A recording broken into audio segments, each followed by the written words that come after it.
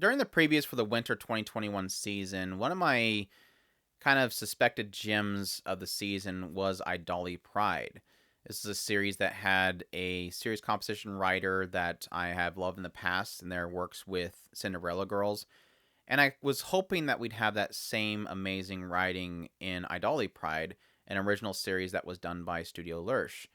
And this is my review on the series. Let you guys know if it's something you want to check out. So let's dive right into it. Idoly Pride is an idol show that follows several girls that join a Hoshimi Productions. And as we get some backstory to basically the Hoshimi Productions, we learn about a guy named Kohei, who is essentially recruited by a girl to go into Hoshimi Productions and work there. Well, she technically kind of drags him into there, and then come to find out he's there because she wants him to be her manager, basically. But this girl is named Mana, and throughout the series, you find out that Mana is an absolute inspiration to many people. While we do find that this is the past where they do first join, most of the story takes place in the future after she has been involved in an accident and passes away. That her inspiration remains in the world. The touch that she had made in the world affects so many lives. And that seems to be like the central focus for a majority of the show itself. Is Kohei continuing to work in the idol industry, putting together a group of girls to become idols, and then them going into this new kind of AI controlled ranking system that idols perform in with this particular world. Meaning, in most idol shows, a lot of the focus is the idols themselves having followers, and a lot of the dictation on if an idol is successful or not is their following, the fandom, the voting, all that kind of stuff to make them perform better and better in the future. Whereas with this particular world, they use this particular AI system that will essentially judge the performance of two idols going head to head and choosing one to be the winner and one to be the loser. And that was one of the interesting things about Mana herself, is that she was a solo performing idol. And that's something that seemingly, as I mentioned later on, kind of unheard of. That most success comes in larger groups of idols performing together in a group. Whereas Mana was kind of an oddity. She was very successful, and she was nearly to the finals of this whole entire ranking system before she met her unfortunate demise. A lot of the focus character-wise is on Kotono. Kotono is the younger sister of Mana, this very famous idol that in the past. And Kotono is essentially early on really trying to focus on getting to the stage that her sister wasn't able to get on, to follow in her footsteps and become one of the greatest idols ever.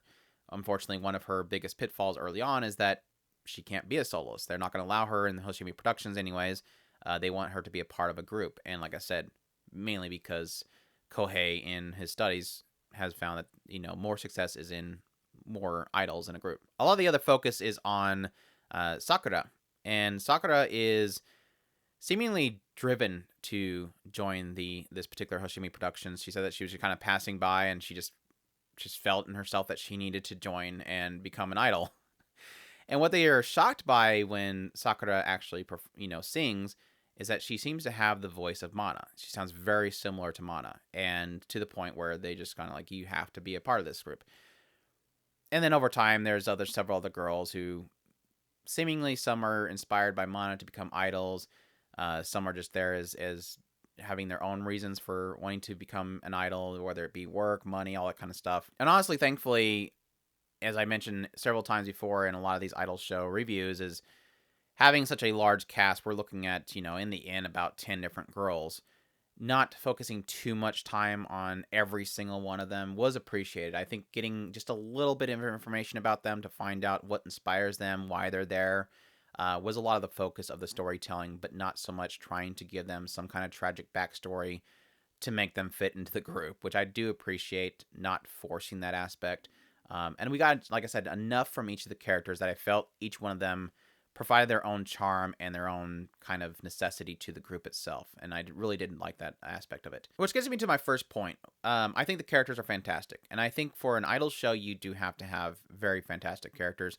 You have to have likable characters in general, but having characters that you just kind of want to root for is definitely a big plus for an Idol show. And I think they managed to successfully do that for quite a bit. I granted not all of them I'm hurting for. I just especially remember certain things of like at some point some news comes to Sakura that I was absolutely infuriated by. It was kind of a cliffhanger too. So but having that feeling of anger when that happened is a true sign to good character writing.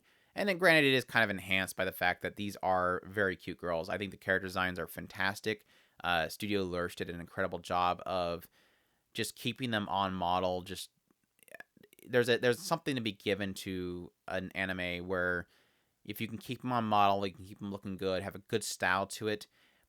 There definitely is an attraction there. They definitely looked good. They definitely just kind of shined when they were on stage, which I does technically bring me to my point about the CGI. They do use CGI in the performances.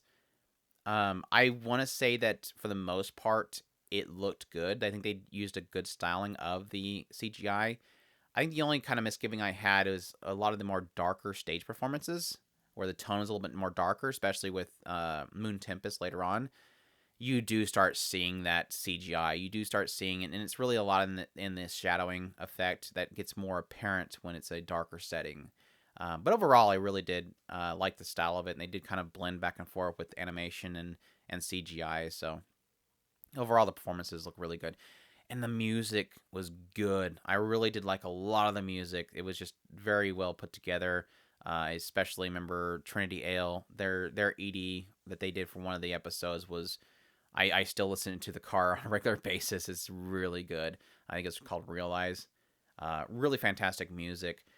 And I think that was a lot of the enjoyment of the show is there was a lot of storytelling done in the music as well. And I think that is something you don't really see often in idol shows, is this ability to kind of tell a story through what is performed.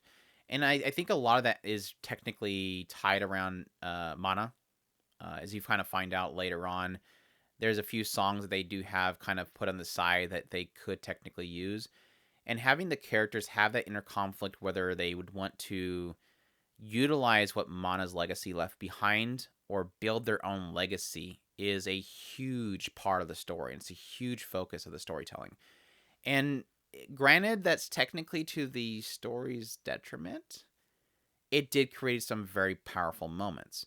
Having that willingness to step out and create your own legacy is a huge focal point of the show.